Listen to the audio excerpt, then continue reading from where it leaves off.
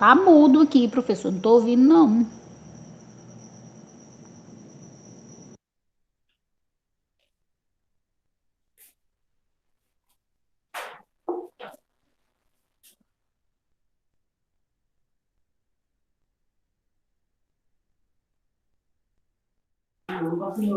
Boa noite.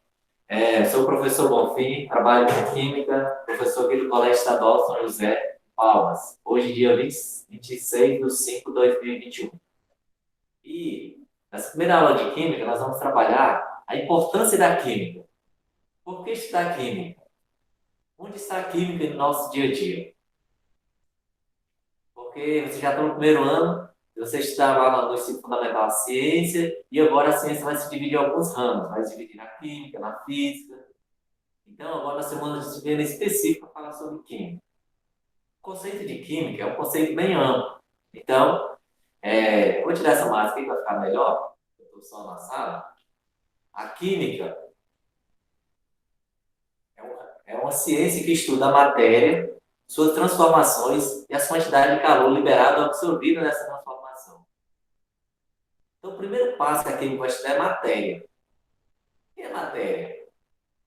Então, matéria é tudo que tem massa e ocupa um lugar no espaço. Ou seja, tudo que tem no planeta é matéria. Aí vocês podem perguntar, professor, o ar é matéria?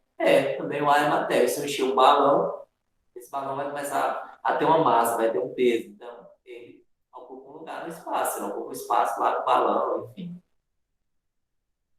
Então, tudo que nós temos é matéria. Mas nós temos que trazer a química para o nosso dia a dia, porque senão não tem sentido a gente aprender química. Eu pergunto para vocês aí, na casa de vocês, o que vocês acham que tem química aí? Onde vocês acham que tem química aí? Eulene, Kelson, se vai mais algum aluno aí? Onde você pode falar, professor, acho que tem química aqui e tal. Hein, Eulene? Bom, professor, o sabão em si, sabão líquido, ele é feito composto de química, certo? Perfeito, perfeito, Kelson. E no nosso corpo, tem química? Bom, professor, eu acho que sim. Por causa das células, do sangue também. Perfeito. Nosso corpo é pura reação química. Sim. Pura reação química. Nosso corpo é tudo químico. Então, por exemplo, quando nós estamos com medo, nosso organismo apresenta várias sensações, não apresenta? Dilata a pupila, começa a suar, tem gente que começa a tremer as pernas, isso tudo é fruto de reações químicas. São as informações que chegam lá no cérebro, olha, eu estou com medo de alguma coisa e Na verdade, até o sentimento, tipo, felicidade, também é pura química. Então, somos feitos de química, praticamente. os hormônios, hormônio do prazer, a serotonina, a dopamina. Então a química, ela está no nosso corpo e tudo que nós precisamos é química. Nossa roupa está na água. Água é fruto de uma reação química, concorda? Eu concordo. H2O, a água é formada por reações químicas. E Então, fora que a chuva também é formada por reação química. perfeito. Então, tudo que nós precisamos tem química. Então, nós precisamos entender e assimilar a química no nosso dia a dia. Por exemplo, vamos pegar outro exemplo comum aqui. Nós estamos agora num período de pandemia, esse período difícil para todo mundo. Vocês acham que a química tem contribuído muito para desenvolver a vacina, para tentar descobrir a mutação desse vírus, para cada dia desenvolver o álcool em gel, enfim? A química não ajudou bastante nesse período que nós estamos vivendo agora? Eu acho que ajudou bastante. Como fazer o desenvolvimento da vacina também, né? Fora que ele teve que fazer vários estudos que envolvem a química para saber a reação da pessoa para poder se lidar com essa doença. Perfeito. Vocês têm uma ideia, uma vacina, para ela ser lançada, ela demora em média 3 a 4 anos para ser lançada. Com a pandemia, a ciência, a química, a ciência, ela acelerou todos os processos. Ou seja, em menos de um ano conseguiu lançar. Hoje nós já temos 5, 6 vacinas sendo aplicadas no mundo. E para isso foi testada, foi imunizada. Então, se não tivesse a química, não tivesse a ciência, estaria morrendo muito mais pessoas nesse momento. Então, a química ela é fundamental no nosso dia a dia. Nós podemos pegar nosso exemplo comum, por exemplo, batom. A Eurilene que daria. Eurilene, tu usa batom, Eurilene? Eurilene, Oi? usa batom? Se eu uso batom, eu uso sim. O que é feito batom, Eurilene? Oi? Sabe o que é feito o batom? Ai, não, professor. Não, o batom, a matéria-prima do batom é o petróleo, o batom é um resíduo do petróleo. Lógico que tem os aromatizantes, os corantes para deixar a cor mais vermelha, mais escura, mas o resíduo, a matéria-prima do batom é o petróleo. Olha para a gente ver. Está passando em Não, eu que não sabia. é o produto. Por isso que a gente tem que trazer aquilo para o nosso dia a dia, para que vocês aprendam com prazer, sabendo, eu vou usar isso no meu dia a dia. Um exemplo muito comum, por exemplo, por que o pessoal passa limão no peixe? Ou então, às vezes, alguém lá na casa trata um peixe na pia lá e fica cheirando o peixe, e alguém fala, não, joga limão aí. Já aconteceu isso com você? Passa limão aí. Já eu coloco limão para tirar o cheiro, né? Aquele cheiro forte do peixe. E por que tira o cheiro? Já parou para ir pensar? Por causa do ácido do limão, professor. Perfeito, perfeito. Muito bem, Kess. O limão é ácido e aí o peixe, a substância dele é básica. Aí a reação que nós vamos estudar aqui mais à frente, uma reação de um ácido com uma base, ele neutraliza. É uma reação de neutralização, ou seja, o limão tira o cheiro do peixe. É uma reação de neutralização. Está em nosso dia a dia. Só que a gente não consegue perceber essas reações, e às vezes fala, para que eu estou aprendendo ácido, base? Se você está fazendo todo dia lá. Por exemplo, nossos avós já faziam isso há muito tempo, e eles estavam entendendo noção, porque um ácido é uma base. Mas já sabia, é química. Então, essa reação de neutralização é crucial no nosso dia a dia. Outro exemplo comum, sabão. O sabão, ele tira gordura, não tira? Quais são as propriedades que tem que faz que o sabão tira a gordura da louça? Vamos pegar esse detergente neutro. Por que chama detergente neutro mesmo? Vocês já pararam para pensar? Ah, eu sei porque ele chama neutro. Por quê? Pelo simples fato dele neutralizar as substâncias químicas, tipo a gordura, a sujeira, então ele praticamente tira tudo. Perfeito, perfeito. E ele é crucial, neutro também, por quê? Porque o pH dele é neutro. Vocês já viram falar em pH? Sim, sim, já ouvi falar. Então, a química também estuda o pH. O pH varia de 0 a 14. Então, de 0 a 6,99 ele é ácido. 7 ele é neutro e de 7 a 14 ele é alcalino ou básico. Por exemplo, nosso estômago. Vocês acham que o pH do nosso estômago é ácido ou básico? Ácido. Ácido, ótimo. É por isso que quando a gente está com fome, ele faz aquele barulho lá, como se tivesse as tripas mais grossas do na mais fina, no intestino. Sim, e o suco gástrico, eu não sei falar direito, mas ele é ácido, puro ácido, que dissolve a comida. Perfeito. Vocês têm uma ideia, o suco gástrico, que é o que está lá para fazer digestão no nosso estômago, o pH dele varia de 1,5 a 2,5. Olha para você ver, quanto menor o pH, maior a acidez. E é por isso que nosso estômago, quando ele está com fome, o suco gástrico começa a atacar a parede do estômago. Por quê? Porque não tem nada para ele digerir, ele começa a atacar a parede do estômago, ele começa a fazer aquele barulho, ele fala, meu estômago está roncando, estou roncando de fome. E é muito comum no nosso dia a dia. Aí entra a parte da química, da ciência que nós temos que aprender. Se eu estou com fome, eu vou tomar uma Coca-Cola? Coca-Cola, vocês acham que ela é ácida ou alcalina? O puro ácido, professor. Puro ácido. Aí nosso estômago está bastante ácido, aí fala, não, antes de almoçar eu vou tomar uma Coca-Cola. Aí você diminui mais a acidez que o estômago. Aí com o tempo, está implantando o quê? Uma gastrite, uma úlcera. E se a gente entender isso na química, nós vamos fazer isso com o nosso estômago mais. Ah, meu estômago está ácido, não posso colocar outra coisa ácida. Não posso chupar um abacaxi com meu estômago vazio. Porque o abacaxi também é ácido. Então nós temos que trazer a química para o nosso dia a dia. Quando a gente traz a química para o dia a dia, é mais fácil da gente entender. Outro exemplo comum no nosso dia a dia. Por que a gente usa a panela de pressão para cozinhar feijão? Ou não usa uma panela normal? O que vocês usam?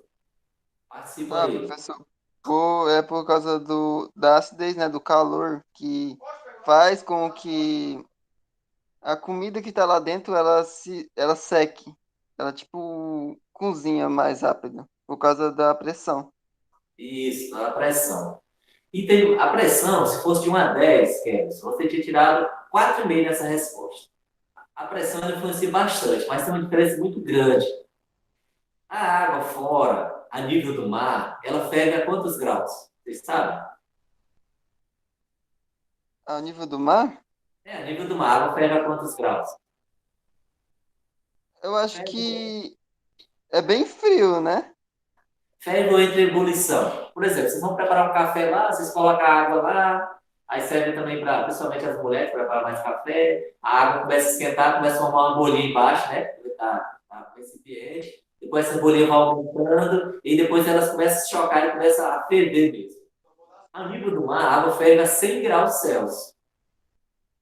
A 100 Eu graus pensava que era menos. ao Pensava que era bem menos. Não, ao nível do mar ela ferve a 100 graus Celsius. Mas se a gente pegar no Brasil, ao nível do mar, só o Rio de Janeiro, a parte plana do rio. Aqui em Palmas, no Palácio, é 220 metros acima do nível do mar. Ou seja, quanto maior a altitude, menor a temperatura de ebulição da água. Então, provavelmente, ela vai ferver a 97, 98,5, aproximadamente. Se você pegar, por exemplo, uma cidade alta aí, vamos pegar La Paz, na Bolívia, 2.750 metros acima do mar, a água vai ferver, por exemplo, 85 graus. E se eu aprofundar, se eu fizer o contrário, se eu aprofundar, vai aumentar a temperatura de ebulição. Aí onde volta para a panela de pressão. Dentro da panela de pressão, a água demora a ferver mais. Ela só começa a ferver quando ela chega a 120 graus Celsius. Ou seja, quanto mais essa água ficar mais quente, sem ferver, mais rápido cozinha o alimento. Então, dentro da panela de pressão, ela começa a ferver a 120 graus Celsius. Quando ela começa a ferver, aí a válvula começa a girar, faz aquele barulho característico, para sair o ar. Ou seja, ele está a 120 graus Celsius. Ou seja, às vezes nem sempre ferver é sinônimo de cozinhar. Não quer dizer que uma panela que ferve mais rápido está cozinhando mais rápido, não. Isso quando eu estou falando na panela de pressão é uma panela comum. Só para vocês trazerem no dia a dia. E outro fator importante. Até nesse período que nós estamos vivendo, que é caríssimo o gás, gasta R$ 100. Ou seja, quando a panela, quando a panela lá, o líquido da panela começar a ferver, qual é a recomendação? Vocês podem baixar o fogo. Por quê? Porque a água não vai atingir mais de 120 graus Celsius. Então não precisa você estar no fogo com a chama tripla chama. Você está só gastando gás. Porque o ápice dela é aquilo ali. Numa panela normal, ela vai ferver a 100 graus Celsius. Então, se você baixar o fogo, ele vai continuar fervendo a 100 graus Celsius. Se você aumentar, ele vai continuar fervendo a 100 graus Celsius. Então, quando eu aumento o fogo ali, eu só estou gastando gás, porque mesmo aumentando, quer dizer que ela vai aumentar a minha temperatura de ebulição. Não vai. É até uma maneira de a gente economizar gás. Então, lá em casa, eu faço muito isso. E ensinei minha esposa a fazer. Ó, ferveu, pode diminuir o fogo, vai cozinhar do mesmo jeito. Porque não é a quantidade de fogo que vai fazer aumentar a temperatura, porque é o limite dela. Chegou a 100 graus, pronto, 100 graus. Chegou na panela de pressão a 120, 120. Então, é outra maneira de a gente economizar, principalmente nesse período de crise. Outro exemplo comum. Se vocês vão guardar um refrigerante na geladeira, vocês colocam ele com... Eu tenho até uma garrafinha aqui, deixa eu só pegar ela aqui rapidinho. Ótimo, aqui, ó. Eu tenho essa garrafinha aqui, vamos supor que é refrigerante. Nem bebo refrigerante para não usar o refrigerante como exemplo. Vocês compram o refrigerante lá, aí vocês bebem um pouco, semelhante que está aqui, ó. E aí sobrou. Aí vocês vão guardar na geladeira. Qual seria a maneira correta de vocês guardarem na geladeira? Coloca ela assim na horizontal, coloca ela na vertical, igual está aqui, para cima. Coloca ela na horizontal, ou colocar ela com a tampa para baixo. Qual seria o ideal para vocês guardar um restante de Na horizontal, né, professor? Na horizontal? Mais alguém? Yurilene? Mais outros alunos aí? Ou então ela em pé. Ela em pé com a tampa para cima. Isso. Ó. Tô Aí, ouvindo. hã? Tô ouvindo. Eu acho que colocaria como, Yurilene? Você coloca como em tua geladeira? Eu coloco a tampa para cima. Ótimo. Então vamos lá. O refrigerante, ele tem muito açúcar, nós sabemos. Temos aromatizante, o sabor da Coca, Pepsi, Fanta. E tem gás carbônico, concorda? É por isso que a gente toma um refrigerante assim, e de volta, elimina aquele gás na forma de arroz, correto? Então, imagine que aqui eu tenho um refrigerante. Vocês acham que o gás está embaixo da água ou em cima da água? Ele tá em cima. Eu acho que é embaixo. O gás é mais leve, ele está em cima. Ele é mais leve. Então, quando eu coloco lá na geladeira desse jeito, o gás está mais perto da tampa, concorda? Concorda? Ele está em Concordo. cima. Então, ele está mais perto da tampa. Então, é mais fácil esse gás sair, porque não tem nenhum obstáculo para ela sair. Até porque quando eu rompo lá da tampa, ela já não veda mais 100% e o gás começa a vazar. Por mais que você aperta, e vai estar vazando o gás. Então, o correto seria tu guardar como? Coloca ela assim, ó. Por quê? Porque aí o gás está aqui próximo à tampa. Para ele sair, ele vai ter que passar todo esse líquido. Ele vai sair, mas ele vai demorar mais a atravessar todo esse líquido. Então, com isso, você não perde a qualidade do refrigerante. Porque o cara fala, refrigerante sem gás não presta. É isso mesmo? Não, tá show, tá sem gás. Professor, Oi. e quando a pessoa coloca a garrafa deitada, o que acontece? A mesma coisa. Quando você está deitado aqui, ó, o gás está aqui em cima, correto? Ele Correto. está muito próximo da tampa, não tá? Sim. Ele continua saindo aqui, ó, na tampa, do mesmo jeito. Então, o ideal seria guardar ela assim. Agora, como guardar assim minha geladeira? Aí é a questão. Pois é. Como você vai parar em pé lá? Só se for na porta. Mas o correto seria vocês guardar assim. Isso pensando para vocês não perder a qualidade da refrigerante muito rápido. O gás demorar a sair mais. Mesmo assim, o gás vai sair. Ok? Entendi. Agora, outra pergunta para vocês. Alguém de vocês já ferveu leite na casa de vocês? Ferveu leite? Já, Muitas professor. vezes. Já derramou alguma vez? Bastante. Ótimo. Aí eu pergunto para vocês. Quando vocês fervem o leite, se descuidando, derrama. Ótimo. E quando você ferve a água, não derrama. Você sabe por quê? Ah, professor, porque ela tem uma temperatura ideal para ela não passa da temperatura. O leite passa. O leite passa. Mais alguém? Mais alguém? O leite também não passa da temperatura. Qual é o problema? O leite, se você pegar leite, ele é 89% água. Isso eu estou dizendo leite puro. Aquele leite que você já compra com água, ele é quase 100% água. Mas imagina um leite numa vaca lá, o cara tirou, não botou nada. Ele é 89,5% de água. 11% são os outros compostos. E os outros compostos, principalmente proteína. E a proteína, quando ela é aquecida, ela desnatura, ela solta muito fácil. É por isso que o leite derrama. E a água não tem proteína. A água é pura, ela não derrama. Ela vai transformar em gás e vai para a atmosfera. Já o leite, ele derrama. Por quê? Porque essa proteína desnatura, ela se solta muito fácil. Então, o leite também, se for a 100 gramas, vai ferver a 100 graus. Agora, a diferença é que as proteínas vão se desnaturar. Muito fácil. Outro exemplo do nosso dia a dia, por exemplo, quem de vocês já colocou algum recipiente lá no congelador e ele estourou? Enchi de água lá, esse vidro bem cheio, coloquei lá no congelador e ele pegou e estourou. Ou uma vasilha. Aconteceu comigo isso aí ontem, professor. Olha, Comigo acontece direto. por que vocês Comigo acham, também já aconteceu. por que vocês acham que estoura? Porque o plástico em si não aguenta a pressão do gelo. Eu acho que é porque quando eu ponho muita água e sobra pouco espaço e o gelo se transforma em água, eu acho que é por causa disso. Vocês são quase doutores, mas eu vou dar a explicação mais correta para vocês. A água, quando você está analisando a água no estado líquido, vamos supor que a molécula dela, vou pegar um exemplo, vamos supor que a molécula dela é do tamanho dessa tampa aqui do refrigerante, no estado líquido, igual está aqui. Uma molécula de água, de H2O, certo? Quando ele congela, essa molécula aumenta de tamanho. Vamos supor que ela passa a ser maior que esse, o tamanho do meu relógio aqui. O tamanho desse relógio aqui, desse aqui. Então, olha aqui, a mesma molécula, ela vai precisar de mais espaço, correto? Porque quando ela aumenta de tamanho, quando ela congela, ela aumenta de tamanho. As moléculas, elas se afastam uma da outra, ela precisa de espaço. Então, o que acontece? É por isso que o recipiente de vocês estoura. Então, se eu vou colocar lá para congelar esse vidro aqui, o ideal é que eu não enche ele totalmente. Eu deixo espaço para quando essas moléculas aumentarem de tamanho, quando ela congelar, passar do estado líquido para o sólido, pelo processo de solidificação, ela ocupa esse espaço que eu deixei. Então, para evitar o recipiente estourar, você nunca encher ele totalmente, sempre deixa um espaço. E quando ele congelar, vai aumentar o tamanho da molécula. E aí, se não tem espaço, vai quebrar o recipiente. A não ser que seja um recipiente muito bom. O recipiente não quebra. Mas se for um recipiente de vidro, plástico, é muito comum quebrar. Então, toda vez que vocês colocar para congelar, vocês imaginam, a molécula desse líquido vai aumentar depois de congelar. Então, vai quebrar o recipiente.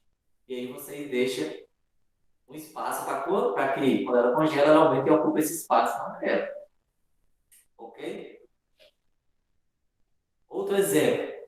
Vamos pegar aqui bebida, nosso dia a dia. Nosso dia a dia, eu não sei se vocês bebem, mas é muito comum a gente ver também a pessoa pega e a cerveja congela. Tá acontecendo isso com vocês? Pode ser refrigerante também. Tá lá na Já temperatura. quando pega ela no meio, ela empedra. Isso. Justamente. Por que vocês acham que ela congela? Ela está no estado líquido. Quando vocês pegam lá na gela, lá no freezer, lá, vamos supor que ela está -5, -4, -2 graus, não sei. Aí vocês pegam ela assim, tá, ela congela. Por que vocês acham que ela congela? Não Tá é aí por uma causa de um choque grande térmico, dúvida né? que eu tenho. A sala de Sejong.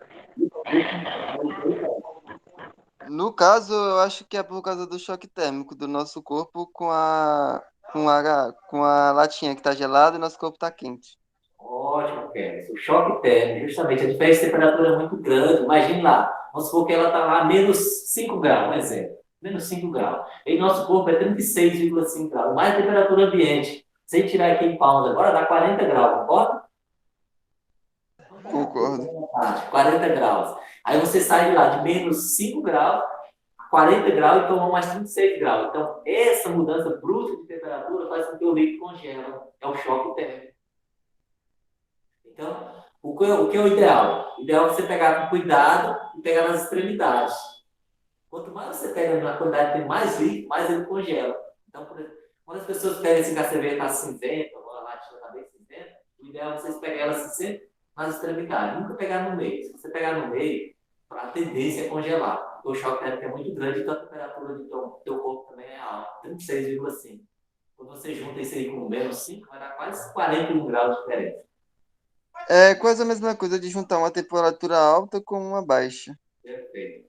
Choque térmico. É igual, por exemplo, vamos pegar um exemplo. Nós estamos aqui hoje, Palmas, 40 graus, 2 horas da tarde.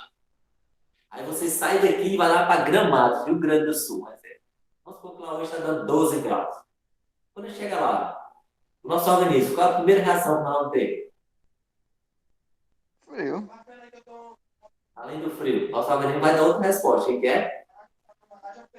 Professor, é uma sensação térmica mais baixa. Isso, é a tendência de nós fazer o quê? Griparmos. Isso. A tendência é nós griparmos. Por quê? Porque a mudança de temperatura foi muito brusca. Então, o nosso organismo vai fazer o quê? Não vai conseguir reagir ao mesmo tempo. Vai elevar nossa temperatura e aí nosso organismo provavelmente a gente vai gripar, vai ter a coriza. Quando eu mudei pra cá, pra Palmas, eu passei foi mal, porque eu era de um lugar frio e vim pro lugar quente. Foi ruim. Perfeito. Então, essa mudança. Agora, com o tempo, a gente vai para lá e fica lá. Com o tempo, nosso organismo vai se adaptar.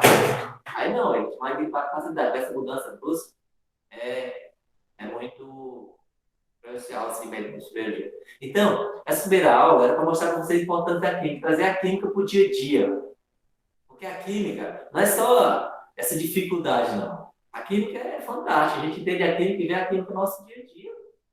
Toda hora nos deparamos com química. Por exemplo, o gás de cozinha. E lá dentro do botijão, vocês acham que ele é líquido ou gás? É a última pergunta que vocês têm na aula. Professor, Eu acho que é líquido. é tipo um líquido gasoso. Líquido gasoso. É por isso que ele é liquefeito. Se você pegar lá, é gás liquefeito. Dentro do botijão, ele é líquido. Agora, quando ele sai do botijão, ele se transforma em gás. Por quê? Porque ele volta lá a mesma coisa. Dentro do botijão está na temperatura tal, quando ele sai, está na outra temperatura. Por isso que é gás liquefeito. Quem conheceu carro a gás, que é gaseira, ele volta congelado. Não sei se vocês precisam. Ele congelava ali no registro do gás, chamado rotogás. O gás congelado. Porque o gás ele é liquefeito. Gente, era isso. Eu deixei uma atividade lá para vocês falarem sobre a importância da química no nosso dia a dia. Aí, dentro desse exemplo que eu falei, nos seus vídeos lá, vocês resolvam lá e coloquem a importância no nosso dia a dia. Para na próxima aula nós falarmos sobre as mudanças de estado físico da matéria, misturas. Também será uma aula show. Vou trazer vários exemplos para nós ver misturas no dia a dia. Vamos falando no meio de semana, vocês botem no WhatsApp aí, botam dúvida, fala no meu PV lá que eu vou estar respondendo vocês no grupo, lá pelo grupo Crescon. Estou à disposição de vocês. Por enquanto, obrigado e boa noite. Boa noite, professor. Obrigado.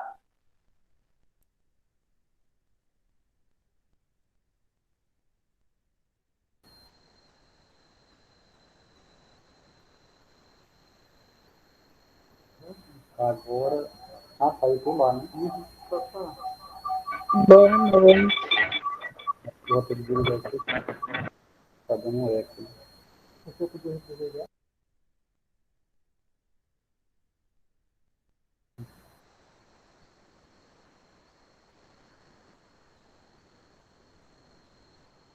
Pessoal, não tá.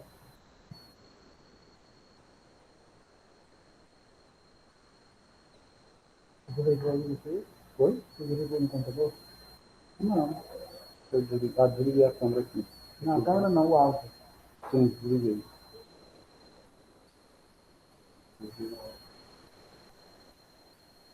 Não.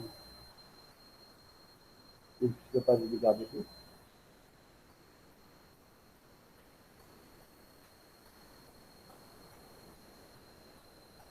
Pronto.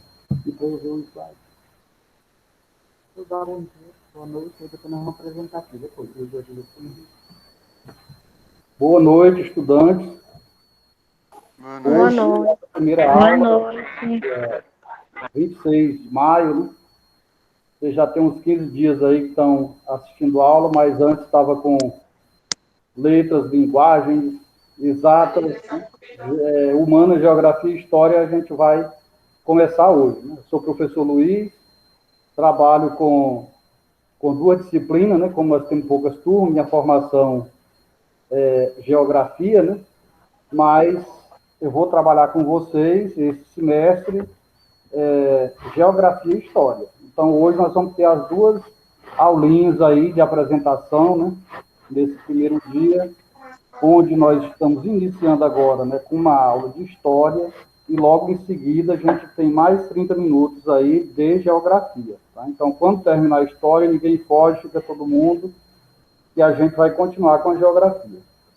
Se tiver alguém que pegou o material na escola, né, aquele material impresso, se vocês quiserem, né, ter esse material próximo de vocês, né, que alguma dúvida que vocês tiverem, vocês podem ir perguntando, questionando, mas também, né, a gente tem aqui um slide, a transparência que vocês estão visualizando, né, e a hora que tiver dúvida, vocês podem questionar, né, perguntar, ou se preferir também, pode deixar para o final da apresentação, que são poucos os slides, hoje o primeiro dia, eu acho que sobra um tempinho para a gente discutir no final, ok?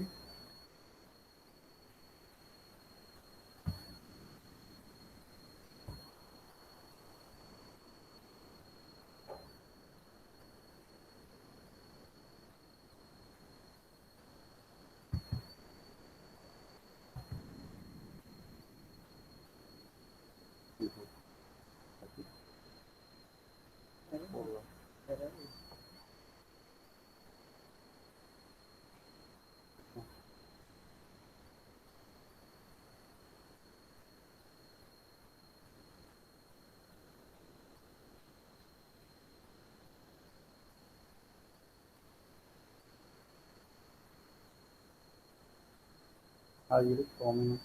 Pode ver o celular. Pode ver lá. Eu acesso no modo de apresentação, já que não vejo as coisas aí. Deixa aqui. Como que eles estão vendo a tela? Vocês estão conseguindo visualizar a tela aí da transparência?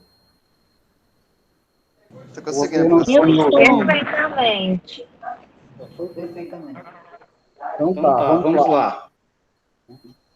Então, nesse primeiro dia de aula, Professor, de história, de professor, acordo com o programa de vocês, o nosso programa, o programa da SEDUC, introdução aos estudos de história, né? Então, nós vamos ter a origem, né, da palavra professor, história, tá onde ouvindo foi duas que vozes. iniciou, né, quem foram os primeiros historiadores, né? Então, Então, a gente vai comentar a respeito disso. Então, primeiro nós temos aqui, o que é a história? Né? Qual o conceito de história? Aí nós temos história, a ciência que é responsável por estudar os acontecimentos do passado. Professor, Então, todos nós temos uma história. Pode ver de onde é que a gente veio. Será que todos nós somos de Palmas? Eu, por exemplo, não sou de Palmas. Não sei se vocês são. Tá? Então, cada um de nós temos uma história. Essa história pode ser um outro município, pode ser um outro estado brasileiro, pode ser que tenha alguém que não seja, digamos, brasileiro, que seja um imigrante, que veio de um outro país, tá? Mas cada um temos uma história de vida, né? Os nossos pais têm uma história, os nossos avós têm uma história, e que a gente deve buscar, né? O nosso passado, para a gente saber de onde que a gente veio. Quem foi que formou o povo brasileiro? Foi formado, né, o povo brasileiro por 3 povos diferentes, né? De 3 continentes diferentes. Os portugueses que chegaram aqui, né, há mais de 500 anos, os índios que já existiam aqui, né, e um povo africano que veio depois em forma de escravos, né? Sem falar nos imigrantes que vieram depois. Mas esses são os 3 principais povos que formou o povo brasileiro, né? Índios, portugueses e americanos, né? Então, isso é um exemplo, né, da gente buscar no passado, né, as nossas origens, né? Então, a gente precisa saber do nosso passado até para a gente poder, digamos, programar o futuro, né? Então, é necessário, a história é necessária, é uma das principais ciências, né? A história, para ela ser ciência, ela precisa de fundamentos, né, que a gente vai comentar daqui um pouco mais. Estudar o passado, porém, não é uma atividade a ser realizada de qualquer forma, pois demanda certa qualificação na condução do trabalho, tá? Então, nós temos um conhecimento empírico de história, né, mas para a gente, digamos, redigir um texto, né, de uma forma correta, a gente precisa buscar métodos, né, que a gente vai ver daqui um pouquinho. O historiador, em exercício de sua função, deve realizar uma análise crítica do objeto estudado, de forma que esse objeto ajude a problematizar o passado. Por exemplo, se vamos pegar nossa cidade, Palmas. Palmas fez quantos anos? Dia 20 agora, né? 32 anos, né? Então é a capital mais nova do Brasil. Então ela foi programada, ela foi construída praticamente a partir do zero, né? Foi fundada quando? 20 de maio de 1989, né? De 89, fez 32 anos agora em 2021. Tá, e quando iniciou Palmas? Existiu o lago? Não. Existia a ponte? Também não, né? Como era que a gente atravessava para chegar na BR-153, ali em Brasília? Uma balsa aqui no Rio Tocantins, né, que atravessava os carros, né, ônibus, as pessoas que vinham para Palmas, né? Então, se a gente for pesquisar, né, a origem de Palmas, a gente precisa de seguir toda uma metodologia, né? Como, por exemplo, vamos pesquisar sobre Palmas, o que a gente deve fazer em termos de história? Buscar, né, em revistas da época, jornais, podemos entrevistar pessoas que já moravam na região naquela época, né? Então, isso são métodos, né, aceitável, né, para a gente poder trabalhar com mais precisão a questão da história, né? Os livros, né? Só que nós temos poucos livros editados sobre o estado de Tocantins e a capital Palmas. Por quê? Por ser um objeto novo de estudo, né? Então, é um campo de estudo aí para quem quer pesquisar. Tá? Por quê? Porque é a capital mais nova do Brasil. Nós ainda temos pouca literatura sobre a capital e sobre o estado do Tocantins, né? O estado de Tocantins ele ainda está ligado à História do Estado de Goiás. Então, vamos para frente. Ó. Origem da palavra história. A palavra história é derivada do idioma grego. Né? Então, a Grécia, né, foram uma das primeiras civilizações, né? A Grécia, que hoje fica, né, na Europa, a região da Mesopotâmia, que fica no Oriente Médio, né? Entre os rios Tigre e Eufrates, vocês devem ter visto isso tanto em história quanto em geografia e no ensino fundamental. Né? Foram as primeiras civilizações mundiais, na região da Mesopotâmia, o povo persa, né, que fica na Mesopotâmia, o Império Greco-Romano, que reuniu Grécia e onde hoje é Itália, né, que naquela época era mais com base em Roma, que hoje é a capital da Itália, né? Então, a história vem daí, né? Vem da Grécia, né? É uma das primeiras civilizações mundial, né? Desmembrando a palavra aqui, ó, esse vocábulo, né? História, né? Que ele significa isto, né? Com H, está escrito aí, né? Então, esse isto significa, ó, aprendizado, né? Saber, em grego. Daí surgiu a palavra, né? História, para estudar o quê? O passado, né? O registro dos acontecimentos, né? Tanto a nível local quanto a nível mundial. Né? E nesse caso aqui, para registrar a história da Grécia, né? E da Pérsia, né? Que eles tinham muito conflito na época, né? Que era o povo da região da Mesopotâmia. Ali eles tinham conflito com o povo grego, né? Eles travaram várias guerras imperialistas, ou seja, a busca de novos territórios para melhorar a sua economia, né? Desde aquela época. Mas isso são questões que a gente vai estudando, né? Ao longo do semestre. Aí nós temos a grande importância da história está no sentido de que ela dá as ferramentas nacionais para o homem localizar-se no espaço e no tempo, permitindo-lhe poder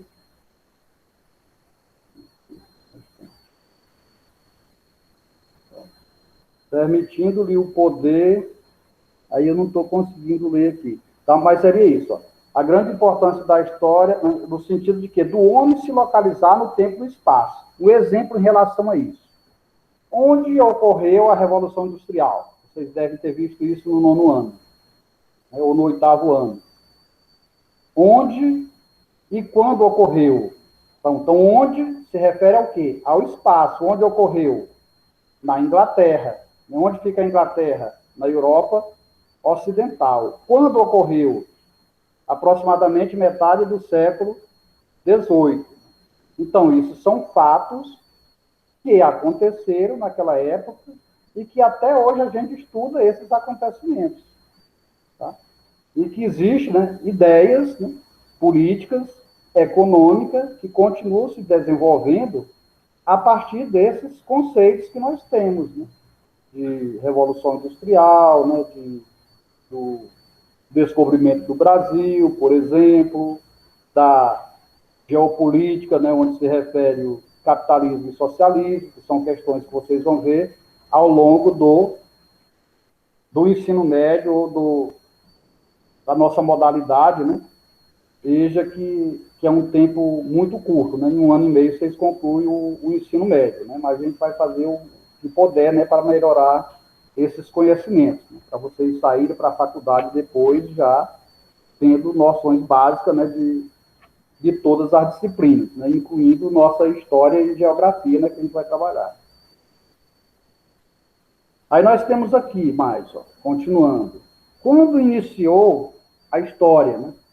Quando que ela teve início?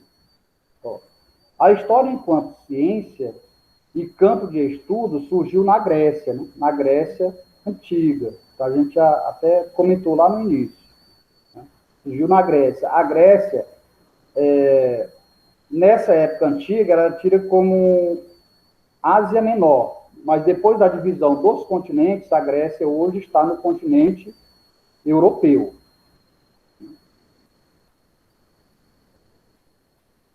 Considera-se atualmente, né, que Heródoto é o pai da história, né? É um filósofo grego, né? Historiador. Ó.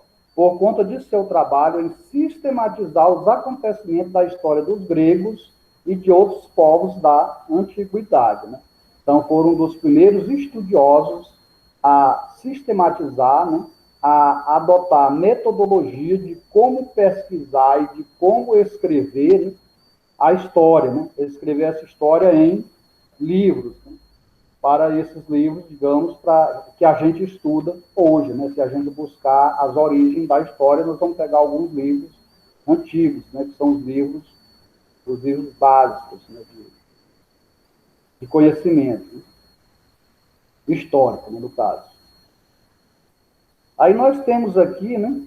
Além desse Heródoto, esse Tucídides, né? Que também era filósofo grego. Então, os dois, né, trabalharam as primeiras histórias da humanidade.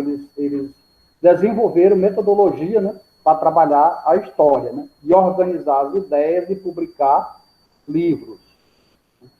Então, apesar da importância do Heródoto para a história, considera-se que o Tucídides foi o primeiro historiador a utilizar um método de análise que o permitiu reencontrar um acontecimento da história grega, né? Então, na antiguidade, as questões econômicas, políticas e religiosas também eram muito decididas à base da guerra, né? Não tinha muita conversa, né? Às vezes, quando eles divergiam, né, em ideias, isso gerava, né, um conflito e resultava em guerras, como ainda hoje existem muitas guerras em termos na região ali do Oriente Médio, né, por constantes conflitos, né, desde religiosos, né, políticos, e da antiguidade até hoje isso acontece, né? E nós tivemos as duas grandes guerras, né, vocês vão ver isso durante o ensino médio, que foi a Primeira Guerra Mundial e a Segunda Guerra Mundial, né? Mas isso foi bem depois, né, que já é final do século, início do século XX, né? Primeira e Segunda Guerra já foi início do século XX, do século passado. Nós temos 100 e poucos anos. Tá? Então, voltando aqui, lá no início da história, o trabalho desse historiador aqui, né, o Tucídides, foi a respeito, né, um dos primeiros trabalhos deles, né, registrados em livros, foi a Guerra do Peloponeso. Né? Então, o que era isso? Esse Peloponeso é uma região, né? Uma região da Grécia ali, próximo do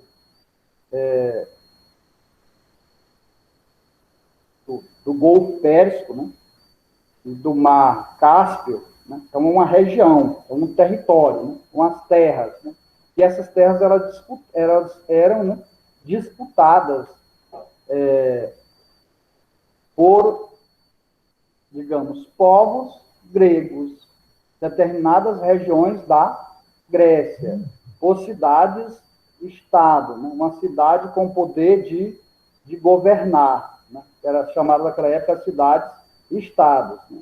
E essa guerra ela aconteceu entre duas grandes cidades, já naquela época, né, do que é a Grécia hoje, né? E foram essas duas cidades, ó, Atenas e Esparta, né? Esparta. Atenas é a capital atual da Grécia, né? E a Esparta é uma cidade de grande importância, né? Que naquela época ela disputava, né, com próprios correligionários deles, né? Cidades vizinhas próximas, né? Uma da outra, né? Mesma região, disputavam o quê?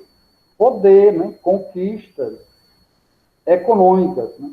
Terras, né? Relação de poder. Elas ficavam disputando entre si, quem teria mais forças, né, de lutar, quem tinha mais força militar, né, poderia conquistar, né, mais território e, consequentemente, melhorar a economia da região, né?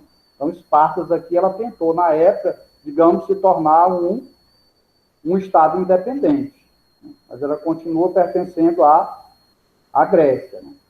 Então, esses historiadores aqui, né, foram os primeiros trabalhos deles na própria Grécia, né, que a partir de lá eles desenvolveram, a partir da Grécia eles desenvolveram a história que ao longo dos anos ela foi se transformando para chegar na história moderna que nós temos hoje. Aí todo um processo histórico, né?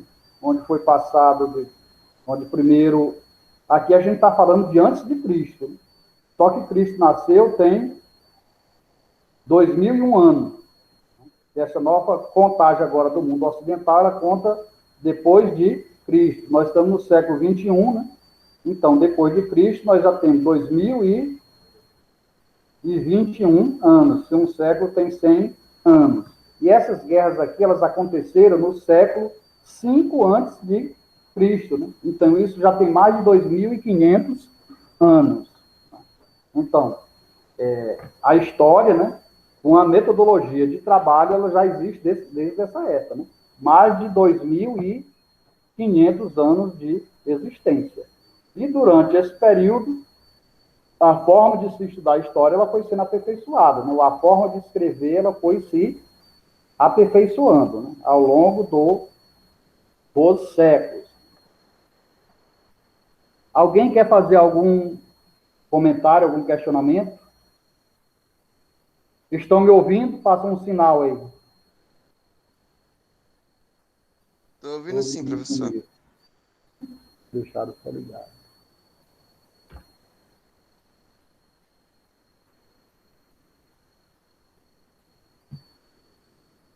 Ok, perguntas?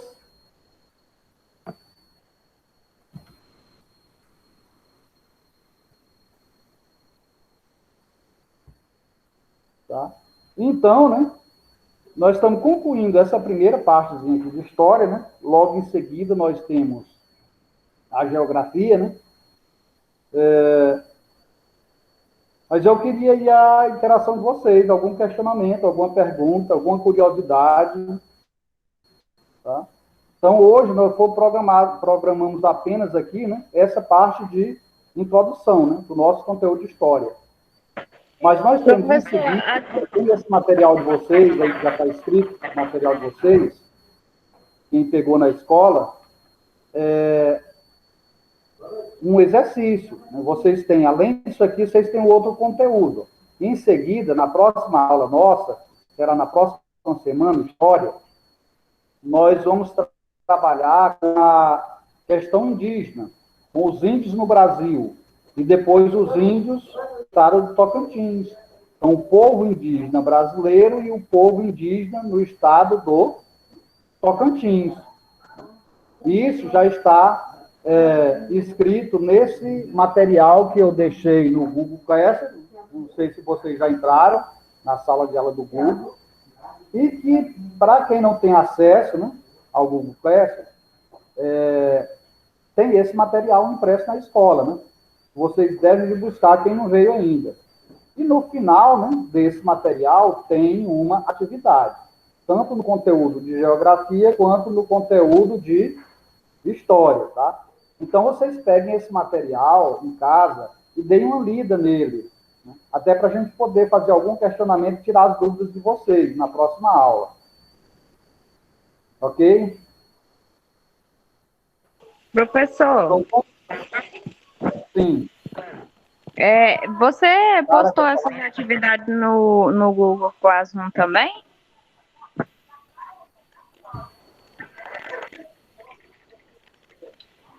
Algum questionamento, Sara? Tá me ouvindo? Você postou essa, Então, né, essa atividade. Questionamento, nós vamos agora, né, só mudar de disciplina. Se quiser tomar Professor, uma água você aí, consegue 30 me segundos, ouvir? tomou água e voltou. Acho que ele não está conseguindo ouvir a gente. Nós já vamos aqui inserir os slides da geografia. Eu acho que não mesmo. Mas a hora que o povo fala, daí ele nem ouve. Podemos começar, Sara? Eu acho que o meu microfone está fechado aqui.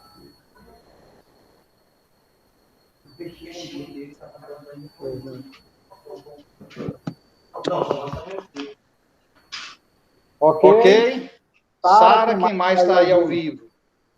Tá? Então vamos mudar agora para geografia. Já está está na telinha de vocês aí. Geografia. Nosso primeiro conteúdo é o espaço geográfico. Quem é que lembra o conceito, a tradução dessa palavrinha geografia? Alguém ainda lembra lá do ensino fundamental? Então nós temos geografia, né? Geo significa o quê? Terra, né? Grafia. Grafia vem de escrita. Então seria geografia, descrição da terra. Né? A geografia é também, né, uma disciplina de grande importância, né, no nosso conhecimento. Tá? Então, ela serve para nos orientar. Né? Então, nós temos aqui o espaço geográfico. Né? Então, é através da geografia que a gente se orienta e se desloca e constrói, né, esse espaço geográfico. Vem nosso tema aqui, né? Primeiro tema nosso de geografia no primeiro ano, né, é o espaço geográfico. Alguém lembra do espaço geográfico lá do ensino fundamental, sétimo ano? Já esqueceram? Tá? Então, professor. O espaço geográfico. Existe o espaço, né, de uma forma geral. Se a gente pegar o espaço sem a interferência do homem, nós temos um espaço natural. Então, o espaço geográfico é o espaço construído pelo homem. É o espaço construído pelos seres humanos. E não basta ser construído. A gente precisa interagir entre os povos para que possa ocorrer esse espaço geográfico. Então, se ele tiver parado apenas uma construção, ele deixa de ser um espaço. Ele está cumprindo a sua função de espaço geográfico. Ele passa a ser uma paisagem. Né? E será na nossa próxima aula, paisagem. Mas vamos aqui prosseguir com o nosso espaço, com o espaço geográfico. Então, nós temos aí um conceitinho básico aí, ó, espaço geográfico. O espaço geográfico é o meio utilizado e transformado pelas atividades humanas. A gente falou bem no início aí, né, nessa parte de introdução. Então, o espaço geográfico ele é construído pelo ser humano. Ele é transformado a partir do espaço natural. Eu tô achando que... Não, está dando eco. Deixar só um. Vai. Mas esse aqui está funcionando, será? Então, continuando aqui, pessoal, nós estamos falando de espaço geográfico. Aí nós temos aí um conceito. Ó. Em termos gerais, o espaço geográfico, ele se difere do espaço natural, em função do fato de o último não sofrer diretamente as consequências das práticas econômicas, sociais, culturais, cotidianas, presentes na sociedade, e envolvendo tanto o meio rural quanto o meio urbano. Então, quem é que não participa disso? O espaço natural. Talvez voltando na história, quando Cabral chegou ao Brasil, lá em 1500, nós tínhamos um espaço natural, né? Apesar dos povos indígenas já morarem aqui, bem antes dos europeus chegarem, mais precisamente os portugueses, mas eles interagiam com a natureza, né? Eles viviam em harmonia com a natureza. Tá? Então, eles viviam ainda da caça e da pesca, né? De frutos. Eles não destruíam o meio ambiente. Tá? Então, nós podemos dizer que a gente tinha naquela época, ou que havia naquela época no território hoje Brasil, um espaço geográfico. Então, a partir do momento, né, que chamado, né, de homem branco, né, chegou, né, que começou a explorar o pau-brasil, né, retirar a madeira para mandar para a Europa, né, parte da madeira, da tinta para fazer pintura de tecido que era utilizado lá na Europa, mais precisamente na Inglaterra, e a madeira que era utilizada na confecção de móveis, né? Aí depois, essa primeira atividade econômica, né? Depois veio a própria agricultura, né, plantio de cana-de-açúcar na região do litoral nordestino. Depois veio a exploração do ouro. Aí, com isso, o que aconteceu? Esse espaço natural ele foi sendo transformado, né? Ele foi sendo transformado de natural para geográfico, né? Então, o homem modificou a paisagem, né, e construiu, aos poucos, né, o espaço geográfico. Lá no finalzinho desse conteúdo, ainda hoje, a gente vai ver algumas diferenças entre território e região, né, e a gente fala um pouco mais sobre isso. Mas para vocês verem no conceito aqui, né, uma transformação do espaço natural, né, com práticas econômicas. Então, se você explora o ouro, né, você está transformando o espaço, né, até degradando a superfície terrestre. Pode estar poluindo, né, córregos, rios, de onde você retirou, né, a vegetação, a camada superficial do solo para chegar no minério. Mas com qual objetivo que é feito isso? Com objetivo econômico. Quem faz isso? A sociedade. Olha as palavrinhas aí, ó. Econômicas, sociais. Então, econômica se refere ao dinheiro, ao lucro. Sociais, né, a própria sociedade, né? O homem explorando, né, essas riquezas. E daí, né, como tem povos, né, de regiões diferentes, nós temos uma interação também, ó, cultural, né? A cultura, né? Um aprende com o outro, né? Um traz uma experiência diferente de outro. Tanto que no nosso caso brasileiro, a gente tinha no mínimo 3 povos, né? Portugueses, europeus e portugueses indígenas, né, que aqui já moravam, e os africanos. Então, durante a colônia, né, o povo africano foi quem praticamente trabalhou no Brasil, né, que trabalhava em forma de escravo, né, ou trabalhava sem remuneração, trabalhava de serviço forçado, né, e parte dos índios também, né, trabalhava, nem tanto quanto o povo que veio da África em forma de escravo, né.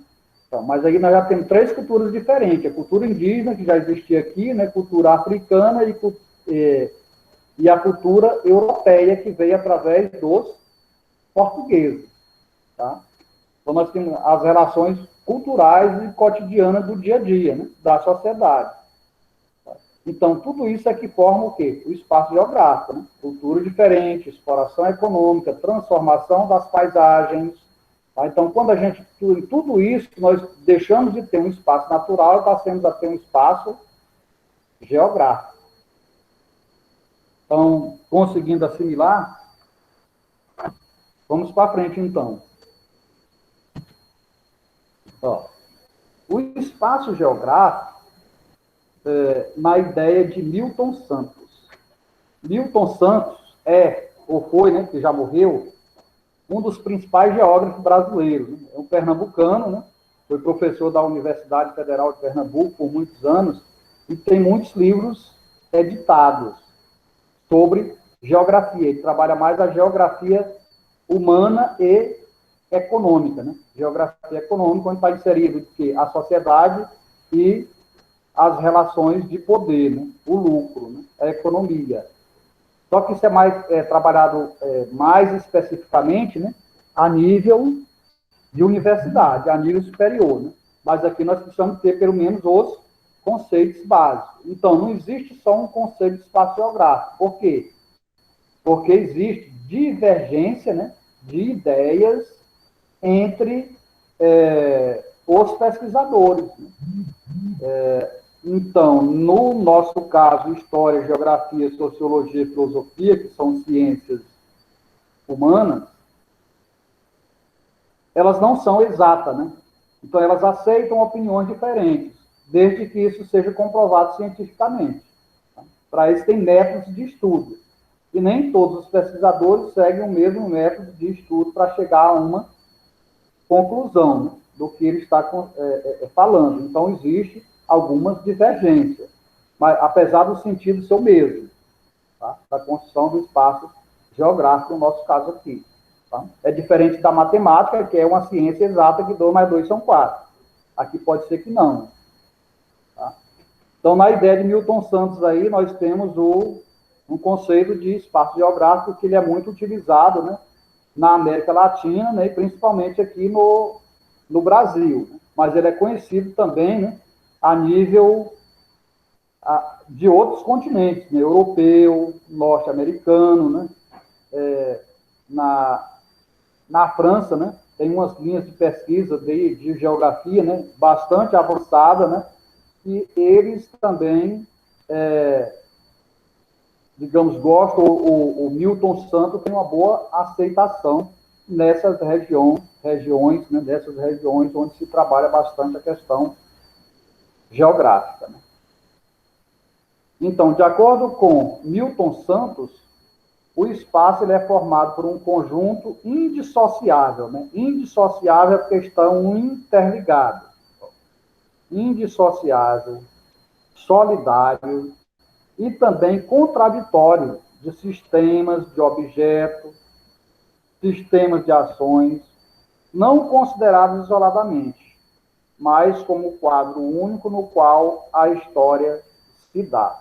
Então, o que ele quer dizer com isso? Né? Que o espaço geográfico, a gente não estuda ele de uma forma isolada, né? A gente estuda o espaço geográfico interagindo com a sociedade. Um exemplo, se a gente tirar toda a comunidade escolar aqui do Colégio São José, né, que nós estamos estudando, deixar só o espaço físico, só o prédio, ele foi construído pelo homem? Foi. Mas ele deixou de ser o espaço geográfico, ele passou a ser o quê? Uma paisagem humanizada, uma paisagem artificial. Por que é artificial? Porque antes de existir a escola, existia aqui uma paisagem natural, formada pelo cerrado, coberto por piqui, né? E outras plantas lá. Nessa época era natural, né? Depois ela foi transformada e passou a ser uma paisagem geográfica. Digamos que ela não é um espaço geográfico se tirar as pessoas daqui. Ela deixa de ser um espaço geográfico e passa a ser uma paisagem.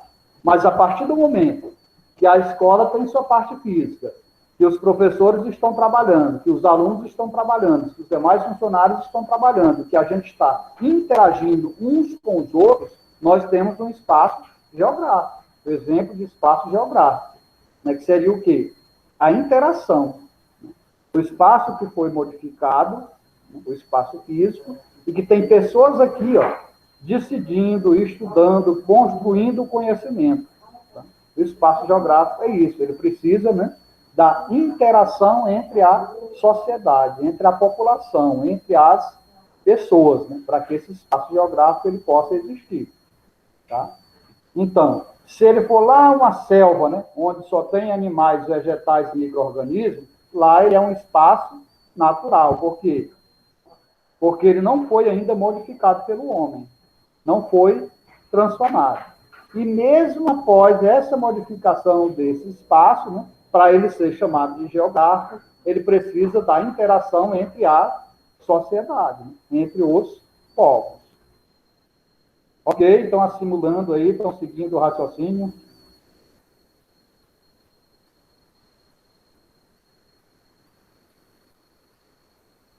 Ainda, né, com base em Milton Santos, geógrafo brasileiro, ó, sendo formado, quem? O espaço geográfico. Ó, sendo formado por objetos e ações, ele se insere e se estrutura a partir da lógica de produção em que os objetos naturais propiciam um espaço natural que, por meio das técnicas, né, e das tecnologias, aqui porque meu slide não dá para ver completo, tá? Que ela é transformada. Então, nós temos uma determinada região, um objeto de estudo, que ele é transformado pela tecnologia. E que essas tecnologias, elas são aperfeiçoadas ao longo das gerações. Né? E, nas últimas décadas, esse aperfeiçoamento eles tem sido muito rápido. Né? Se a gente pegar como base, por exemplo, o telefone celular que vocês têm aí. Quando eu cheguei no estado do Tocantins, em 1994, não existia telefone celular. eu queria ligar lá para o Piauí, né, que é a minha região de origem lá, da minha história, eu teria que ir no telefone público, né, que era controlado pela Tele Goiás, que era a empresa de telefonia do estado de Goiás, né, e a gente comprava uma fichinha e colocava lá no orelhão para poder ligar, né, uma fichinha de nível parecida com uma moeda. Parece que o primeiro telefone celular veio chegar em 1995, né, logo um pouco depois, aqui na região, e ele era ponta fixa, né? A gente não era móvel como é hoje, né? E era um aparelho grande, né? Que a gente tinha dificuldade de se deslocar com ele. E era só para receber a ligação e para ligar. Aí depois já foi diminuindo o tamanho, né? Depois já teve aquele do SMS, passar já as mensagenzinhas. Depois veio que a gente tira foto e hoje o nosso telefone celular ele substitui o computador. A maioria dos meninos aí, dos estudantes de universidade, eles preparam todos os trabalhos e apresentam, né, nos seus seminários pelo celular. Né? Então, o computador ele já está ficando para trás, né? Porque o que nós temos no computador, nós temos essa mesma tecnologia, ou melhor ainda, nos aparelhos celular. Tá? Então, isso é evolução, né, da transformação do espaço geográfico. Isso faz parte do nosso espaço geográfico. Toda essa transformação e essa evolução. Aí nós temos espaço e paisagem, né? Então, o próprio Milton Santos, ele chama a atenção para a gente não confundir espaço com paisagem. Qual que é a principal diferença?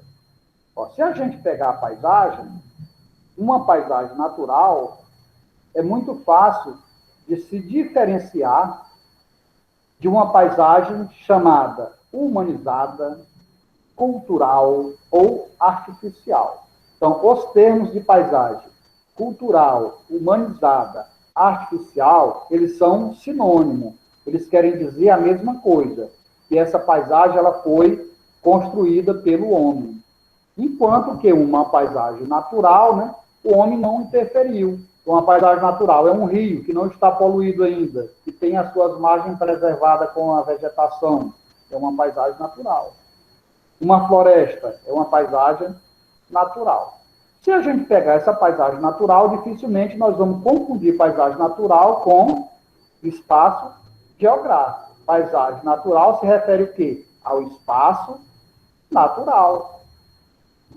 Então, diversas paisagens naturais vai formar o espaço natural. E o espaço geográfico? Então, o espaço geográfico, né, ele precisa ser transformado. Então, essas paisagens que existem no espaço geográfico, elas foram construídas, elas foram produzidas, ou no mínimo elas foram modificadas pelos seres humanos.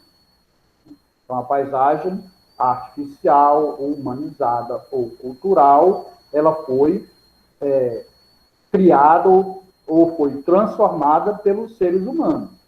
Então, o que a gente pode confundir a paisagem artificial, né, ou cultural, que são sinônimos, por espaço geográfico. Mas aquele exemplo que eu citei da escola anteriormente.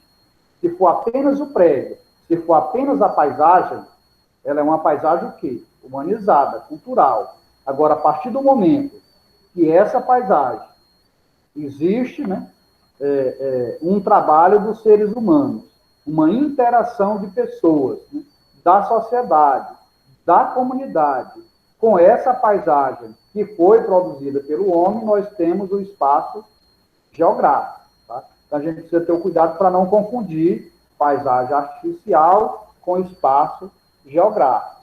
Então, no espaço geográfico, não basta a paisagem. É necessário que exista uma interação, tá? Uma comunicação, uma interação entre a sociedade nessa paisagem, formando assim o espaço geográfico. Pergunta, dúvidas?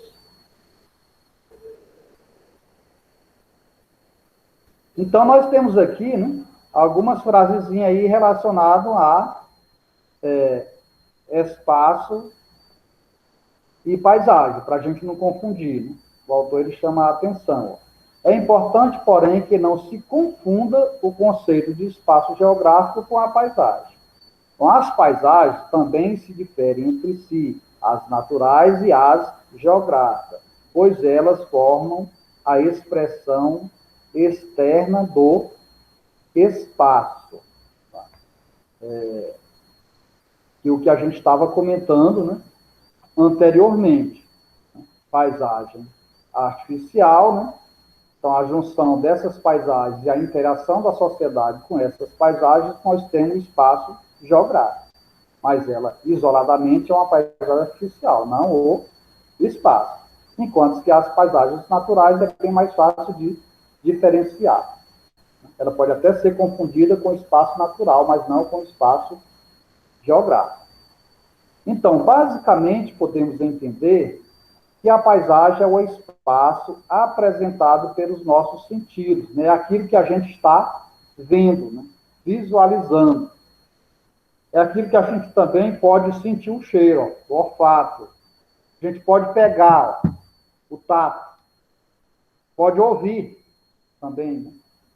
Ou até, né, sentir o paladar, né? Dependendo de uma fruta que você esteja comendo, por exemplo. Uma fruta é uma paisagem, né? Às vezes, lá no 6º ano, quando a gente está trabalhando com os meninos, eles confundem, né? Aí você pergunta, o que é uma paisagem? Eles dizem, professor, paisagem é uma fotografia, paisagem é uma... E eles relacionam sempre com o bonito, né? O bonito de observar, né? De ver. Eles citam como paisagem, né? Mas isso aí é paisagem também, né? Mas paisagem é bem mais do que uma figura bonita, do que uma fotografia.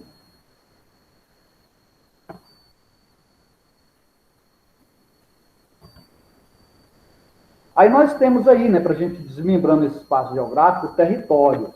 Aí nós temos o conceito de território.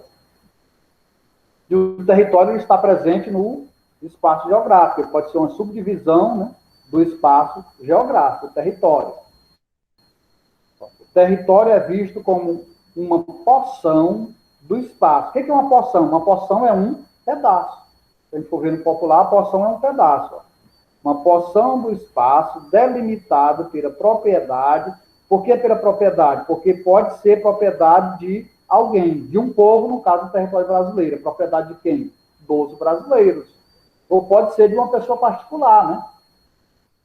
No caso, digo, uma grande empresa, ela é uma propriedade. Né? Ela pode ser um território. Território de quem? Território do seu empresário, do seu proprietário. Um território bem delimitado, mas é um território. Então, voltando aqui, delimitada pela propriedade ou pelo exercício de determinado poder ou soberania.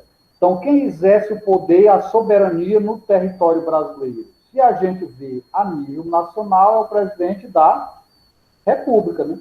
Seria o maior, né? Relação de poder dentro de um território nacional, né? No caso de República, é o presidente. Mas território não é só o território brasileiro, não é o território do estado de Tocantins, nem o território da cidade de Palmas. Tudo isso são exemplos de território, dentro de um espaço geográfico. Mas o território pode ser que ele não tenha uma delimitação física exatamente. Como, por exemplo, aquele cita logo em seguida. Ó. O exemplo do território do Brasil, do qual o Estado brasileiro é soberano, ou do território dos traficantes, em que cada área é considerada o domínio de um determinado indivíduo. Então, é um outro exemplo de território. Mesmo que ele exerça, né, uma atividade ilícita, né, ilegal, mas ele pode estar controlando uma região. Tá? Então, isso é muito comum nos grandes centros urbanos, se a gente vê televisão, os telejornais, né, a gente está vendo conflitos constantes, principalmente nos estados do Rio de Janeiro e São Paulo, aqui em termos do Brasil. Há menos de um mês, né, houve aquele massacre do Jacarezinho, né, da polícia, em confronto com traficantes, porque lá é um território dominado por traficantes. Então, é um exemplo que a gente está vendo na mídia constantemente, né, nos dias atuais, mas tem várias situações.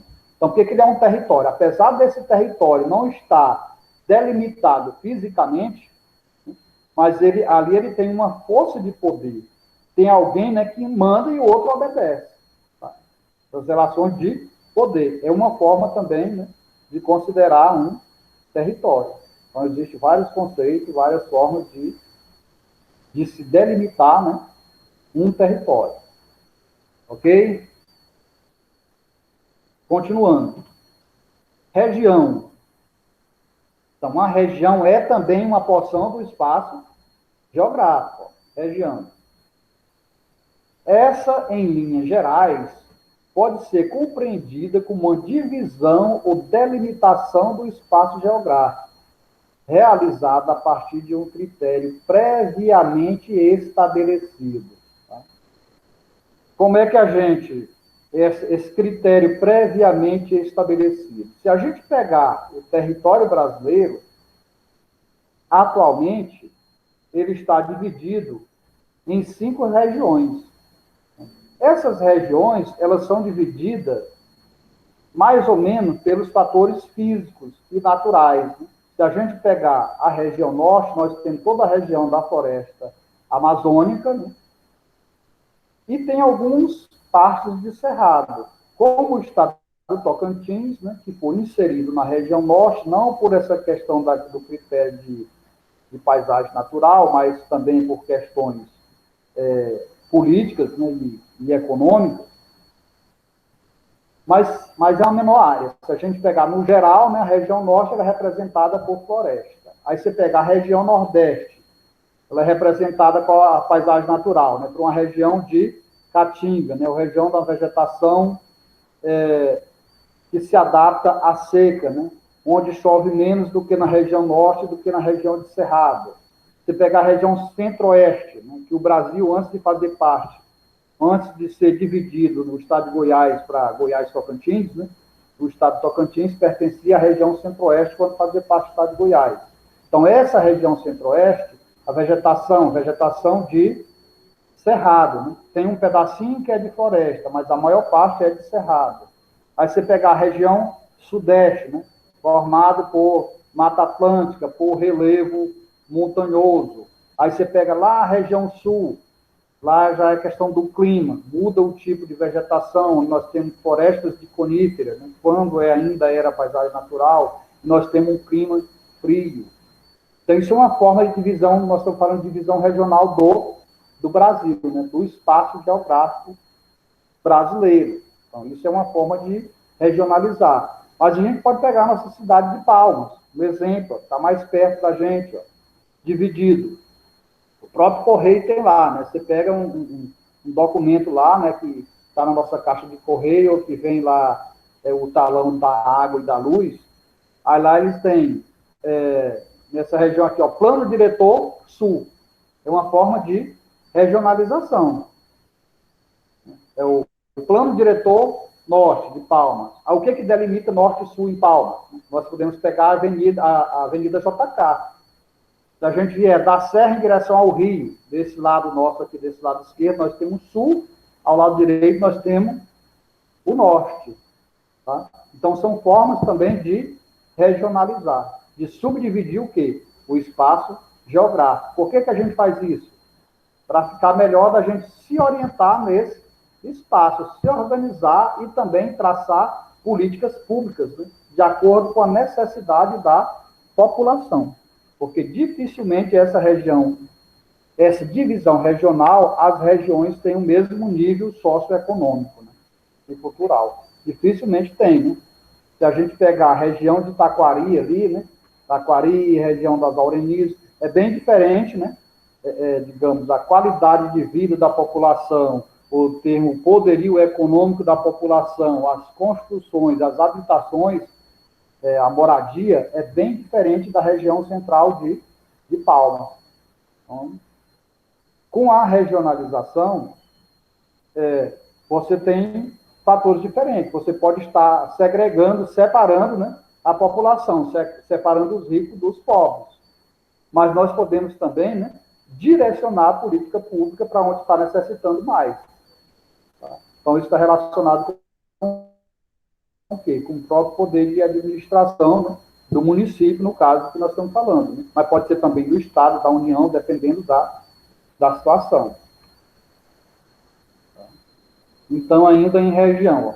Por exemplo, podemos dividir a área de uma cidade em diferentes regiões a partir do nível médio de renda da população de cada setor, o que permitiria uma melhor compreensão de cada lugar e o estabelecimento de políticas públicas específicas para cada região. Tá? Então, se a gente conhecer bem as nossas diferentes regiões, nós saberemos qual que é a necessidade da população que está precisando mais urgente para resolver o problema daquela região, daquela comunidade ou daquele local. Nós só temos 5 minutos, vamos finalizar essa parte aqui, nós ainda temos 2 pontinhos aqui para hoje ainda. Lugar. Né? Então, lugar parece muito familiar, né? Quando a gente fala de lugar, que é uma forma também de divisão do espaço geográfico, né? Uma das menores partes, o lugar. Tá? O lugar pode ser a nossa própria casa. Né? Quem que não se sente bem na sua própria casa? Se ele não se sentir bem na sua própria casa, tem alguma coisa errada. Tá? Então, o lugar, né? Nossa casa ali, então, o lugar, quando se refere lugar, é uma questão mais íntima, né? Que a gente conhece muito bem, né? Conhece mais. A nossa casa, né? Pode ser o nosso lugar, a nossa rua, né? A pracinha lá do setor onde os meninos jogam bola, né? O clube onde frequentam, né? O barzinho da esquina, o supermercado mais próximo, a farmácia, né? Aquele local de convivência nossa, né? Que a gente está vivendo ali no dia a dia, que a gente se sente bem naquele local, né? Então, o lugar. O lugar também é uma forma, né, de divisão dentro do espaço geográfico. Lugar. Esse é entendido em uma análise mais compreensiva da realidade como espaço percebido pelos indivíduos, com destaque para uma relação de afetividade, identidade e pertenciamento. A gente se sente bem. Então, a gente pertence àquele lugar. Aquele lugar pertence a gente mesmo. Tá? Aí ele cita um exemplo. Por exemplo, a casa onde eu moro, onde você mora, né, a nossa própria casa, que a gente já falou, a fazenda onde passei a infância, onde você passou a infância, o parque de diversões, né, que eu sempre frequentei ou que frequentamos, o meu setor, né, meu bairro, entre outros. Né, aquele local onde a gente conhece bem. Então, esse é tido como lugar, né, o conceito de lugar. É aquele local onde nós moramos, onde está mais próximo da gente, onde nós temos uma convivência cotidiana com esse local. Nós temos uma afetividade, né, nós gostamos, nós nos sentimos bem nesse local. Né, então, seria o lugar. Então, nós pegamos o espaço geográfico, né, se vocês estiverem seguindo aí, né, o raciocínio, né, um espaço geográfico a nível, digamos, mundial, e a gente foi transformando, trazendo ele para o nosso meio, né, até a gente chegar no nosso lugar. Aí, para finalizar, nós temos aqui, né, um minutinho. Nós temos aqui, ó, podemos perceber que a compreensão do espaço é uma questão ao mesmo tempo complexa, né, e importante, cabendo à geografia o estabelecimento de métodos científicos de sistematização e análise. Tá? Então, às vezes, eles confundem, às vezes, eles divergem, às vezes você pega pesquisadores, estudiosos diferentes que acabam confundindo. Então, as ideias, elas não são exatamente as mesmas, até porque a geografia é uma ciência humana e não uma ciência exata. Uma fotinha aí para finalizar. Então, nós temos aqui, ó, o espaço geográfico envolve a transformação dos elementos naturais. E nós já falamos isso aqui várias vezes. Aí nós temos uma fotografia, essa figura aqui. Essa figura, né, ela está aqui mais como uma paisagem, mas se a gente desmembrar essa figura, nós enxergamos aqui o espaço geográfico. Ó. Nós temos aqui no meio, né, umas áreas, uma paisagem, que essa paisagem, apesar de ter vegetação, ela já foi transformada pelo homem, ela já foi modificada. Se a gente observar aqui, ao fundo, ó, nós temos várias, né, construções, residências, e se a gente vê lá no alto, nós temos prédios, construções mais modernas, que dá para a gente observar, nós podemos observar aqui, o poder aquisitivo dessa população que mora aqui, ó, nesse alto, é diferente desse pessoal vizinho dele, que logo está aqui próximo na Baixada. Tá? Então, aqui nós temos uma paisagem artificial, mas se a gente pegar a interação dessas diversas paisagens que nós estamos vendo aqui, com a população que aqui mora, interagindo, uns na feira, outros discutindo ideias, outros estudando, outros vendendo, outros comprando. A interação nesse meio, nós temos um exemplo de espaço geográfico. Tá?